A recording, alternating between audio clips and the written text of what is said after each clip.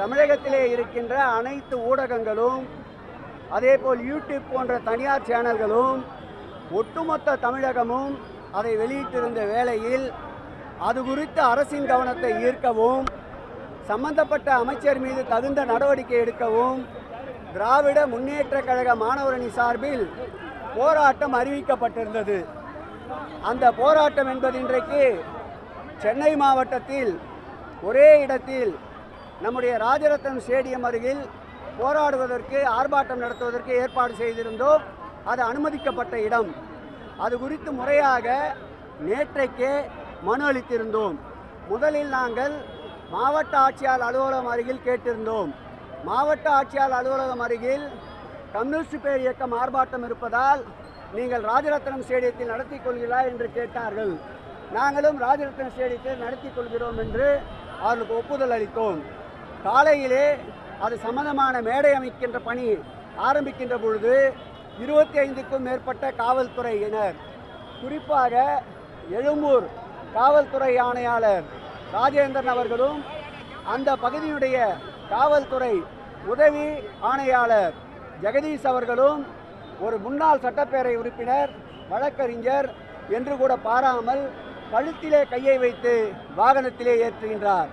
அந்த மேடையை அமைப்பதற்கும் ஒளி அமைப்பதற்கும் கொண்டு வந்த வாகனங்களை சீஸ் செய்து கொண்டு சென்றிருக்கின்றார். அதேபோல் மேடை அமைக்கின்ற தொழிலாளர்களையும் கைது செய்திருக்கின்றார். இது என்ன தீவிரவாத இயக்கத்துக்கு ஆதரவாகவா திராவிட முன்னேற்ற கழகம் போராட்ட களத்திலே இருக்கின்றது? நியாயமான கோரிக்கைகளை வற்புறுத்த கேதா காலினராக இருக்கின்ற இந்த அரசாங்கத்துடைய செவிகளுக்கு சென்று சேர்வதற்கு கவனத்தை ஈர்ப்பதற்காக ஆர்ப்பாட்டம். இது ஒரு ட்ரைலர் தான். மாண்புமிகு தமிழக முதல்வர் அவருடைய கட்டளை ஏற்று ஒரு இடத்தில் நடத்த இருந்த ஆர்ப்பாட்டத்தை இன்றைக்கு சென்னையிலே 3 இடங்களில் மாற்றி கைது நடவடிக்கைகளில் ஈடுபட்டிருப்பது எங்களுடைய இயக்கத்திற்கும் மேலும் உத்வேகத்தை அளிக்கும். அடிக்க அடிக்க எழும்புகின்ற பந்தாக, அரைக்க அரைக்க மறைக்கின்ற சந்தனமாக, தீட்ட தீட்ட ஜொலிக்கின்ற வைரமாக திராவிட மாடல் ஆட்சியுடைய நாயகன் நெருக்கடியையே சிரித்த முகத்தோடு 24 வயதிலே சந்தித்தவர். அவருடைய படை சிறை கஞ்சாது. கொடுஞ்சிறைச்சாலை என்றாலும் சரி அல்லது காவல்துறையின் தடியடி பிரயோகமாக இருந்தாலும் சரி, சிரித்த முகத்தோடு சிறை செல்ல தயார் தயார் தயார். தமிழக அரசு எங்களை எப்படி அணுகுகிறதோ அதேபோல் தமிழக அரசுடைய அணுகுமுறையும் எங்களிடம் இருக்கும் என்பதை தெரிவித்து இந்த போராட்டம் தொடரும் தொடரும் தொடரும் தொடரும் தொடரும். காவல்துறை 5 முழு வேலை நாட்களுக்கு முன்பாக போராட்டத்துக்குட்பான அனுமதி கேட்கணும். அப்படி கேட்காதனால தான் நாங்கள் அனுமதி கொடுக்கலன்னு சொல்றாங்க. எல்லா காலகட்டத்திலேயும் நான் ஒரு 45 ஆண்டு காலம் அரசியல் இயக்கத்திலே பயணித்தவன். தொடர்ந்து இது போன்ற போராட்டங்கள் ஆளுங்கட்சி எதிர்கட்சி இரண்டிலும் இருந்தவன். காவல்துறை நினைக்கின்ற பொழுது ஒரு நாள் அன்றே கூட அனுமதி கேட்டால் கொடுத்து நடைபெற்ற போராட்டங்கள் ஏராளமான போராட்டங்கள் உண்டு. ஆகவே மறுக்கிறோம் என்றால் முறையாக எங்களுக்கு தகவல் தெரிவித்திருந்தால் நாங்கள் நீதிமன்றத்தை நாடி இருப்போம், அல்லது நீங்கள் சொல்லுகின்ற சட்டத்துக்குட்பட்டு கூட நாங்கள் வந்திருப்போம். எங்கள் அனுமதி மீது எந்த விதமான தகவலும் எங்களுக்கு தெரிவிக்காமல் காலையிலே மேடை அமைப்பவர்களை நீங்கள் கைது செய்கின்ற நடவடிக்கையில் ஈடுபட்டதால் தான் தற்போது நாங்கள் ஆர்ப்பாட்டம் மறியல் பண்ண வேண்டிய ஒரு சூழ்நிலைக்கு தள்ளப்பட்டிருக்கின்றார்கள்.